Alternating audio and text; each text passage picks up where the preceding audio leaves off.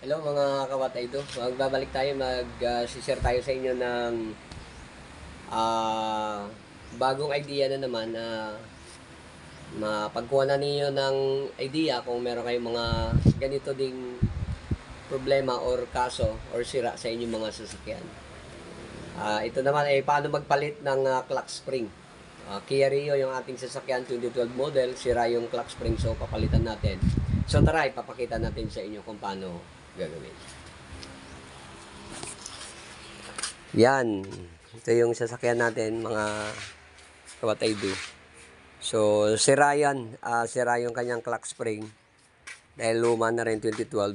Pero, okay pa naman. So, palitan natin ng clutch spring. Tapos, ito yung ano natin, in-order natin sa Shopee.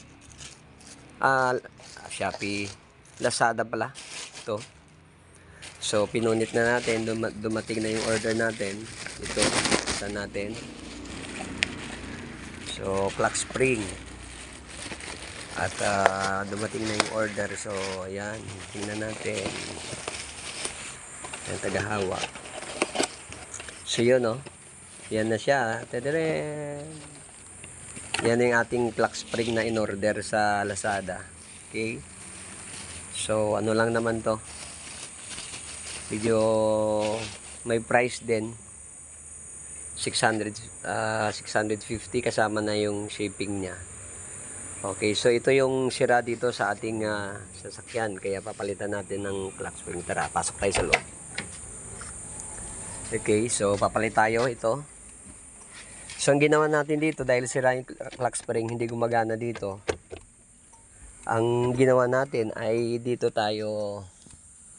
Yan, wala oh. Pag sira yung clutch spring ng mga sasakyan ninyo, ganito yun, wala dito. So ang ginawa natin, naglagay tayo dito ng switch. Yan oh. So dito tayo naglagay, nag-extra tayo ng wire dyan mula din dito sa loob. Dahil sira nga yung clutch spring. So ngayon dahil umorder tayo, so tatanggalin na natin to. Okay, so pero bago yan, para safety, ilagay natin yung clutch spring.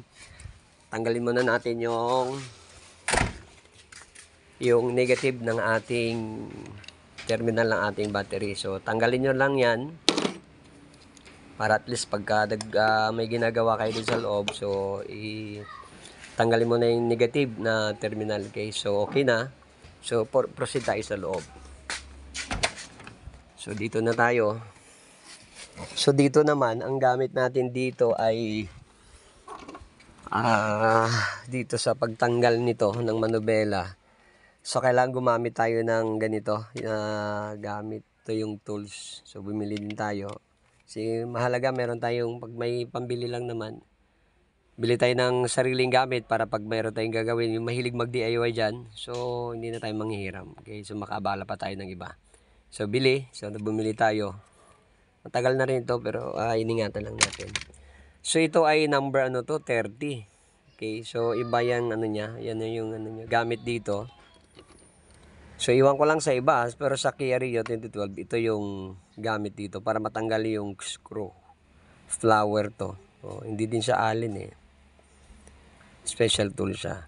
So para dito yon. Yan oh. So merong dalawa dito na tornilyo siya, dalawa kabilaan.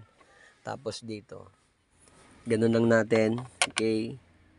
So dito natanggal na natin yung cover dito.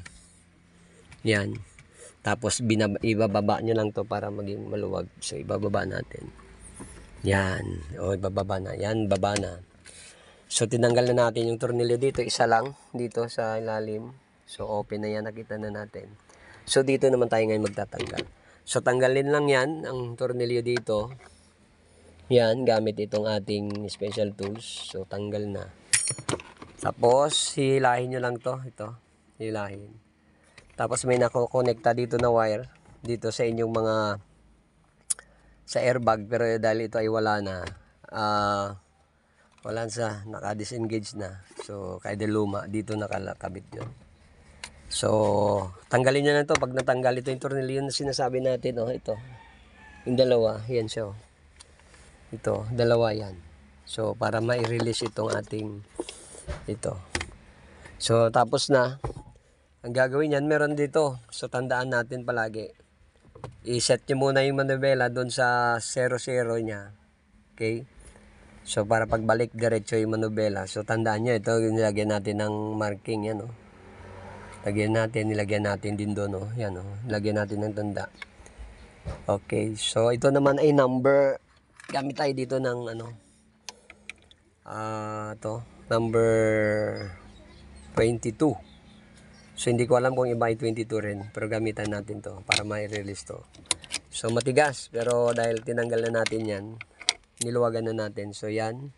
Tapos, huwag kalimutan, mayroon siyang washer. Okay? So, yan. Ipwesto lang natin yung ating camera. Kasi wala tayong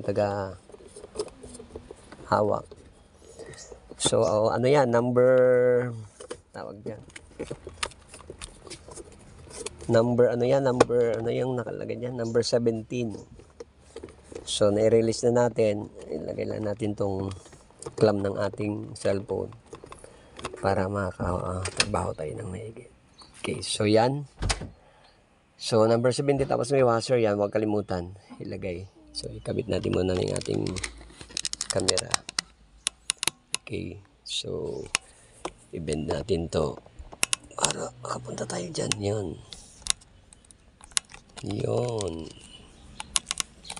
So, medyo magalaw.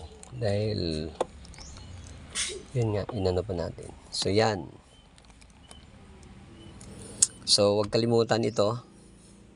Okay, so, tapos, para matanggal, dandahan lang, ganun-ganun lang siya. O, yan. O, ganun to, tanggal na. So, bunutin lang to. Ito yung ating steering wheel. Manubela natin. Tapos merong dyan to. Meron siyang i-clip nyo lang, nyo lang to, press nyo lang to dito para mag-release. Yon, tanggal na. So, ngayon, ito yung sira nating clock spring ito. So, ito naman paano tanggalin to. Ito meron siya dito sa taas, nyo lang yan, press nyo lang yan. O, release na siya, tapos dito, dalawa, ito. So, i-press lang din yan palabas. Yan o. Yun. Tapos ito. Para yan. Tapos ito may guide naman eh. Hindi kayo magkakamali. Basta pareho yung kinuha nyo. Itong bago natin. Okay. Pag nag-order nito, kailangan nyo kung kailangan ilagay nyo doon. Hanapin nyo yung kanyang engine number. Kailangan para mas mag-inchacto siya. So may guide naman yan. So dahil na yung lock. So ganun lang. Dito sa taas, 3 lang. Ito guide. I-release nyo lang yan. Oh. So, ito na yung luma. Itong lumang clock spring natin. Ang clock spring, yung ito. Sa manubela natin, meron lang, hindi lamang busina nakalagay. Meron din siyang ito. Ang 2011. Meron siyang dito nakalagay reset. Trip. Okay. So, dahil sira yung clock spring, hindi natin ma-set dito sa dashboard. Yan. Ating dashboard. Yan. Dyan. Makikita mo dyan kung ilan yung temperature habang tumatakbo ka. Dito. May features dyan. So, sa pamagitan dito, ay mabubuksan siya na natin. Pero dahil sira yung clock spring, dahil may wire dun sa loob yung ribbon niya, hindi na natin nagamit to. Kaya hindi natin ma-adjust dyan. Okay? So, yan. So, ibalik na natin. So, ang pagbalik nito, ganun lang din. Kung paano natin siya tinanggal. Yeah, ganun din yung pagbalik. May guide din ito yung guide. Oh. Kita nyo yan. Ito. Tapos ito rin. Tapos ito i-release lang natin to. I-clamp nyo lang yan. I-release. So, dahil yun yung mag-stopper niya para habang hindi pa nagamit, hindi siya mag-ikot-ikot. Naka-steady siya. So, ito parang airbag. So, wala na rin to kasi wala na itong airbag. Pero ilagay pa rin natin. So, paano to? Ibalik rin natin. Ganyan din. Ito yung guide. Ito yung guide. So, i-ganon lang natin. Tapos, meron sa baba. Yun. Okay. So, be sure na nailapat para mas maganda. Okay. So, yan na. Ilagay na natin yung ating bagong clock spring. So, next. Dahil okay na, sure na yan yung dito. Ibabalik na natin yung manubela. Yan. So, isushoot lang natin itong wire. Okay. Tapos, ito ay ilalagay din natin yung tinanggal natin kanina sa luma. Ilalagay na siya natin dahil ipapasok na natin. So, hindi naman ano yan. Ipasok lang ng i-shoot lang tapos nung tumunog na, ayun, okay na yun. So, ito. Yun. Tapos, kailangan nakabalance. O, yun. Okay. So, okay na. So, nailagay na natin. Yan. Okay na yan. Naka-balance na. Yun. So, nailagay na natin yung connection sa ating busina. So, next na gagawin natin ay lagay na natin itong ating tinanggal na number 22. So, ilagay muna natin yung washer. Okay. Yan. Tapos, siyempre, ihigpitan natin para yun.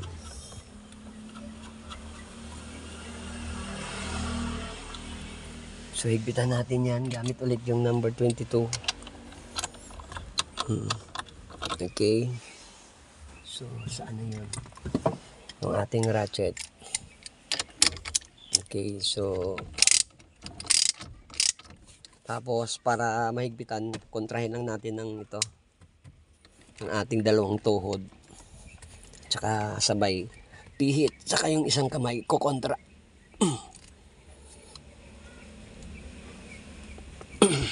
Okay.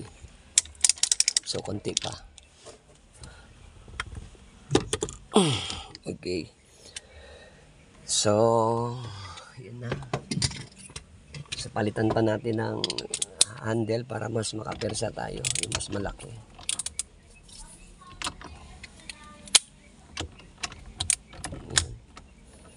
Okay.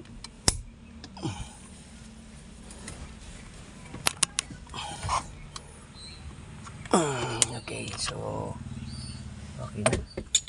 Sa tingin na natin na nahigpitan na. So pwede nating ilagay itong ano natin. Ito yung sa busina. So dahil sa airbag, so pwede nating ilagay dyan kasi hindi naman nagagalaw yan. Sasama lang siya, nakasteady lang. So ilagay lang natin yan sa loob. So hindi na natin tinanggal. Tapos yan. Okay. So gamit din natin itong ating tools.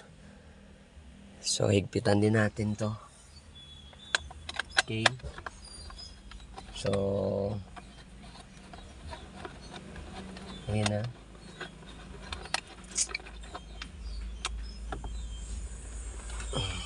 Okay. So higpitan din natin sa kabila.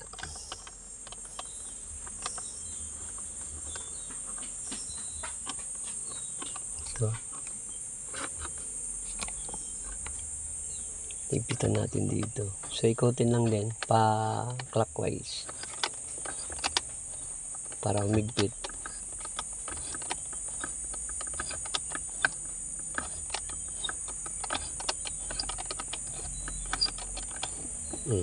So ayan na. Higpit na. So maigpit na siya.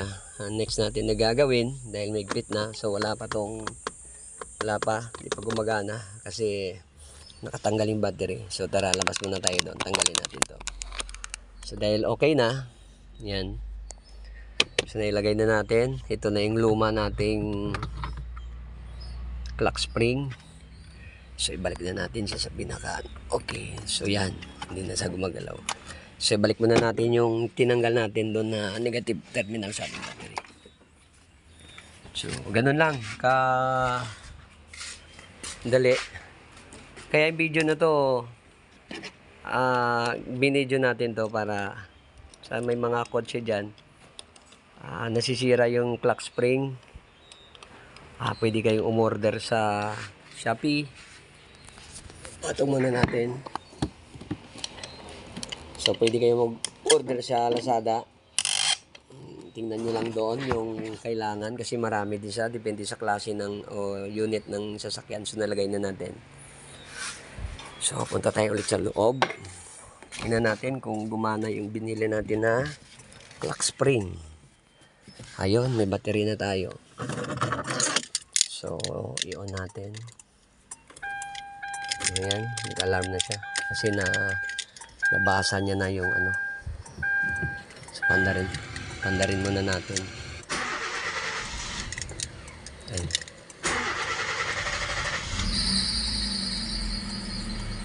Okay, so yan.